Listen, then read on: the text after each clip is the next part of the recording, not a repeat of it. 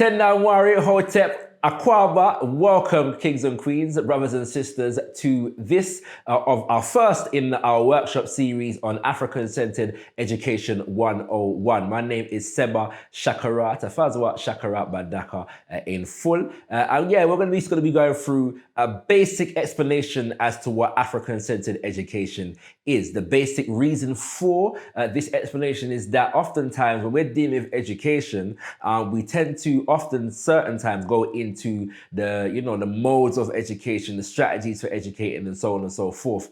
And I'm a student of a great African by the name of Baba Amos Wilson, who is now an ancestor, and he is very assertive in affirming the fact that before we delve into anything else to do with education or any field of endeavor that we are in fact, certain times we have to take a step back to identify and define what it is we are talking about. If we're discussing education, we have to define what education is, yeah? Or as he puts it, discuss and define, develop the understanding of the metaphysics of the field before getting into the practice of the field, because the metaphysics often inform the practice. And so if we're discussing African-centered education, we have to define what African-centered education is, develop a shared understanding of it, and then from that foundation, go into how we administer, how we practice, and how we deliver African-centered education in form and in substance. And so that is the purpose of our ACE, or African Centred Education 101. And so we're just going to give you part of the fuller workshop today. And this is just explaining what African Centred is and what education is. There's going to be a couple videos on this, so stay tuned, because we're going to go into this a bit further. The terms African Centred and the terms education really require a lot of delving into dissection and definition. And so there's a few ways in which I'm going to do that over the course of a few videos. So I do hope ones and ones get something from it. So once again, welcome Akwaba, and I look forward to hearing your feedback and your extemporizations on what it is I'm about to drop. First and foremost, we have to define what African-centered means. You'll be familiar, some of you, with the terms like Afrocentricity and Afrocentric, these kinds of terminology, which are related terminologies. But yeah, for more specificity, we define it as African-centered education. So African-centered simply means, and this is the definition that I've coined myself, which is viewing the world from a perspective derived from and defined by the cultural and historical experience and evolution of African people. I'll repeat that one more time. Viewing the world from a perspective derived from and defined by the cultural and historical experiences and cultural evolution of African people. In future videos, we're going to be delving more into this definition of culture. Yes, and what it means and how it relates to education. But for now, just in short, we're dealing with the way of life of a people, the essential principles and values of a people, and also the central and fundamental expressions of the people. So once again, keep in mind, way of life, principles and values, and expressions, yeah? So the way of life is obviously speaks for itself. How are people structure their life day to day, week to week, month to month, and year to year. The essential principles and values, which means the most important ideas, yeah? The most important ideas in the people's culture. And then that goes further or informs the expressions of the people's culture. So the expressions are the language in which the ideas are communicated, the styles of dress, the music, yeah, the food, the ceremonies, the rituals of the people's culture. And so when we're emphasizing African Centred, we are saying that the essential ideas associated with African people and the culture of African people is central. Yes, we are saying that the expressions associated with our culture is central, and the way of life associated with that culture is central. As I said, in future videos, we're going to delve deeper into that, because the concept of culture is one that requires its own exploration in and of itself. But let's keep those things in mind for now. Then we go into the history. All people have a history that informs their present moment in time. And so we centralize the history, the historical experiences of African people in African culture. And then the important one that we want to go into right about now is the evolution. So understanding that because a people with a shared history, by implication of having a shared history, have a shared evolution if they take charge of their self-definition in the present moment and therefore determine that future. Okay, so when we emphasize these concepts in terms of history, historical experience, culture, and evolution, the evolution is important because people often have the tendency to confine Africanness and African culture to a historical experience or a history that is not relevant to the present or the future. And so we, in defining African-centeredness, bring those concepts together, bring the past, the present, and the future together in terms of how it informs our educational endeavors. So building upon that foundation, we're going to take a step back even further now and just define the term African in the term African-centered. So when we're dealing with African in terms of African-centered, we're dealing with people, we're dealing with culture, and we're dealing with heritage. Yeah, we're dealing with people, we're dealing with culture, and we're dealing with heritage. The terms culture and heritage are related, but we've made them distinct in this particular explanation for a reason which will become clear as we go forward. Let's first deal with the people. So African-centeredness puts African people at the center of whatever the field of human endeavor is at the moment. So if we're dealing with education, it means that African people are central, to that educational process as opposed to peripheral. First and foremost, it means that the historical experiences of African people inform the entire educational environment. Necessary to emphasize the fact that when it comes to history as it relates to education, great historian and educationalist Robin Walker defines history as all knowledge not acquired in the present. Once again, that's all knowledge not acquired in the present, emphasizing the fact that every subject, every field of endeavor has a history, and the teaching of every subject within a school or an educational environment is essentially the transmission of the history of that discipline. In other words, the knowledge accumulated in this particular field of human endeavor thus far in the flow of human history. Now, this means that when we're talking about any particular field of human endeavor, it is specific to where a people have gone. And because there are different people in the world, different cultures in the world, people have evolved in certain disciplines in different ways. In a future presentation, we're going to go into how the current paradigm of education universalizes the experience of a particular group of people known as Europeans. That's for a future presentation. All we want to do today is emphasize the fact that African-centered education centralizes the peoplehood of Africa, yes, the experiences of Africa and the knowledge accumulated by Africans and as applied by Africans over the flow of human history.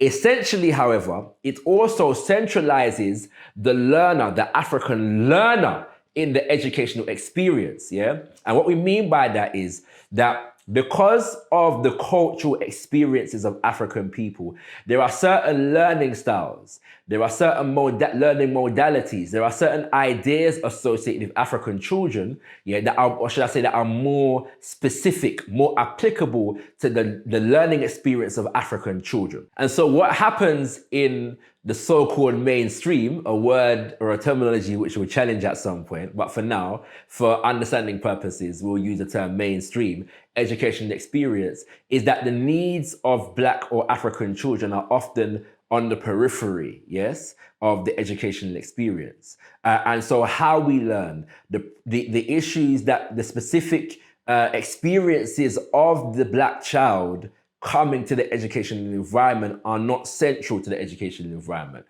fundamentally also, the specific problems that the Black child or African child needs to overcome in order to get the best out of the educational experience are not often central to that environment. And so therefore, we are met at a disadvantage, when we enter certain educational environments. So the African-centered educational environment is designed to put the problems that need to be solved by the Black African community at the center of the learning experience, and therefore the children come out of that experience with what they need, equipped with the skills, the values, and the social organization, the social relationships needed in order to solve those problems.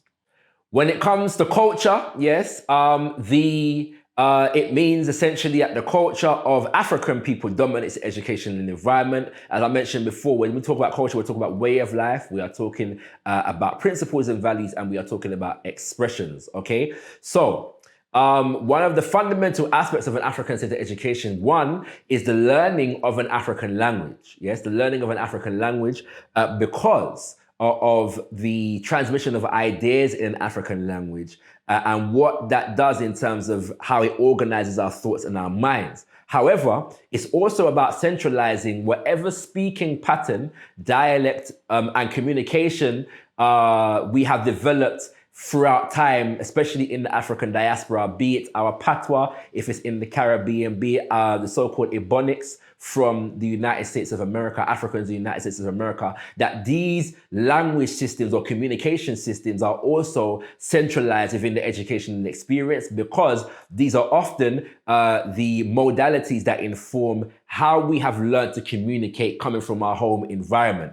which means that the educational environment must take that into consideration if we are to be educated to the best of our ability in learning how to speak even the language of English, which is important because African-centered education understands the needs of the present moment. And as my father, Brother Leader Mbandaka, teaches, that in the environment in which we live, the English language is the language of power. Therefore, we must be taught to master the use and application of that language. But we do so from an understanding and being able to communicate from our own cultural paradigm first and foremost. This also informs the culture of education, also informs the relationships of education, which means that the teacher-student relationship is informed by our own culture, which is essentially the culture of our home environment, yes? The teacher-parent relationship is informed by our own culture, yes? And so, in a proper African-centered educational environment, the social relationship in the educational environment is communal. It draws the family into the educational environment. It draws the community into the educational environment, and it creates a sense of community among the pupils, the students and the teachers, and the students, the teachers, and their families, which creates a community. Okay, so the culture of the African-centered educational environment is essentially communal. I'm just touching on these things because all of these aspects require their own separate explanation. But again, we're just giving a broad definition for the purpose of this introductory presentation at this moment in time. Then there is the fundamental component of heritage. And as I said, heritage relates to culture because fundamentally what you inherit from your elders, your ancestors, is your culture, okay? But we have made it distinct in this presentation to emphasize inheritance, okay? So more in terms of academic success and achievement, that we understand that our heritage as African people, what we inherit from our ancestors is great civilization, is great technological advancement in ancient and modern times, is mastery of science, is the introduction or the development of language and writing systems to the world. This is our inheritance, yes?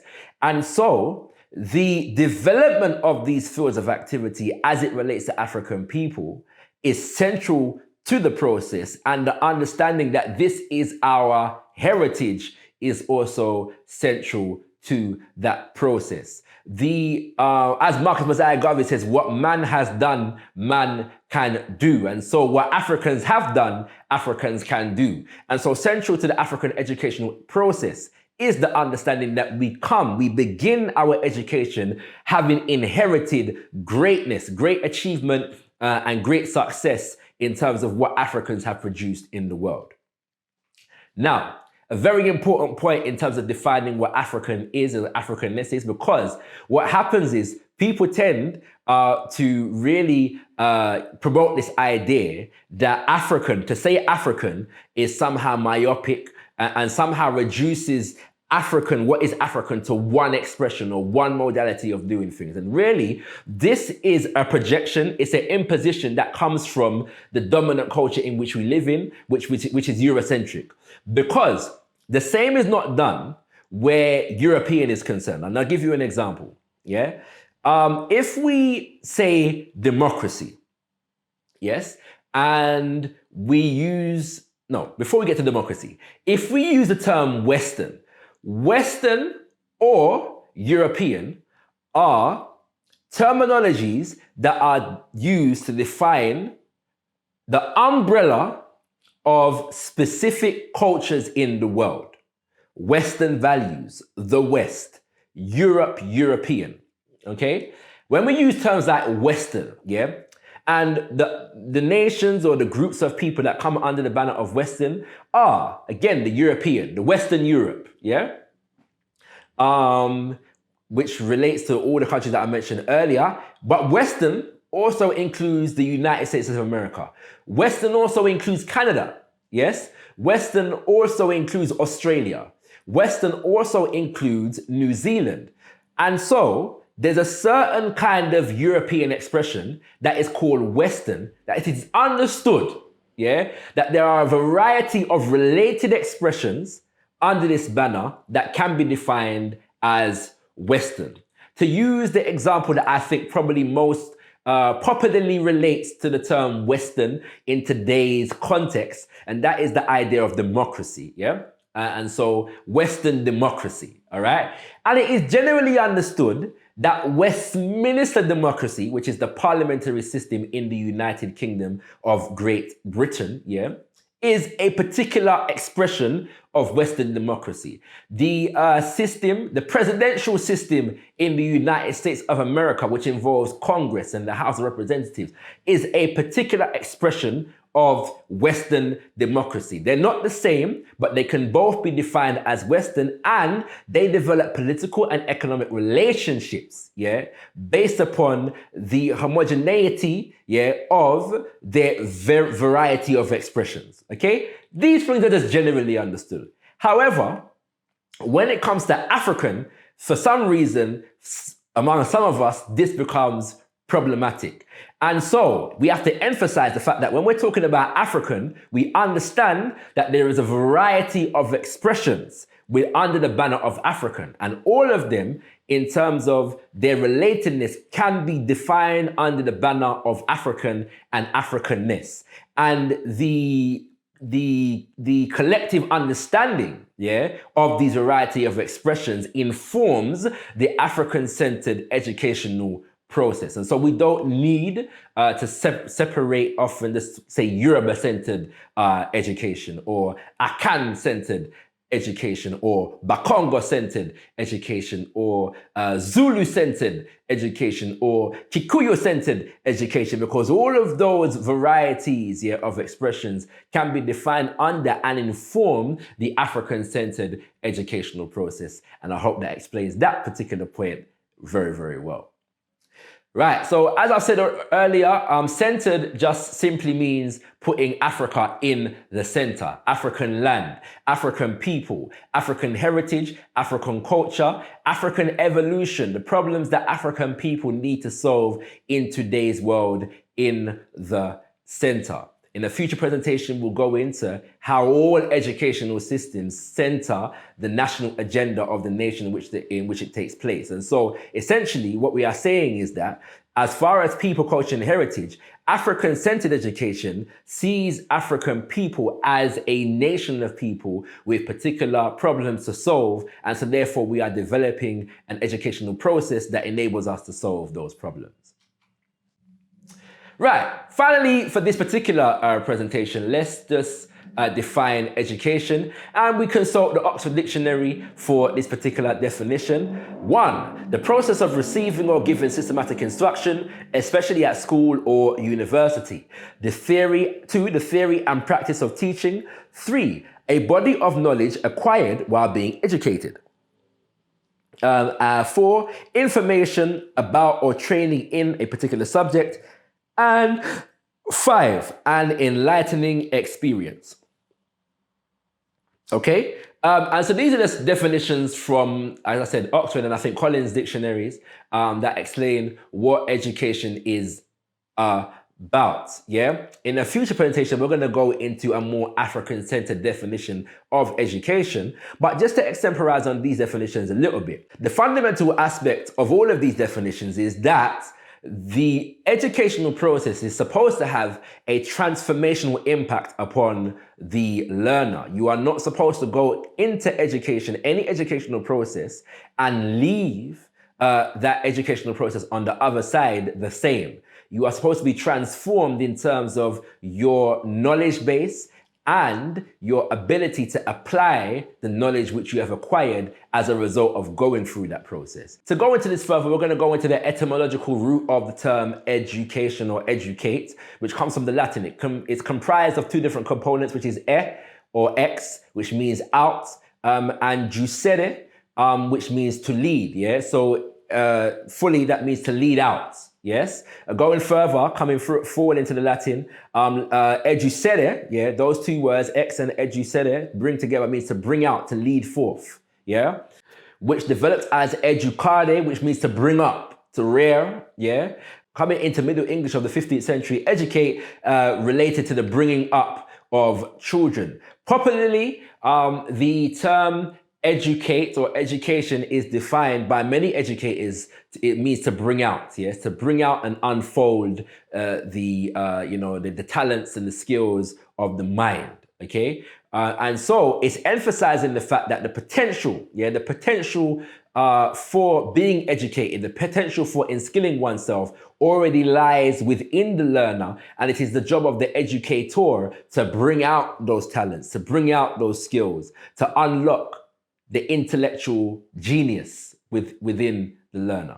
We are going to end this particular presentation right here. In future, what we're going to be doing is delving deeper into the concept of culture as it relates to education. We will also be giving an African-centered definition of education to crystallize what education must mean to the African-centered learner and educator. I do hope you stay tuned for that. I hope you got something from this small snippet in terms of our African-Centered Education 101 series, defining what African-centered means and beginning to define what education means. Do stay tuned for more videos.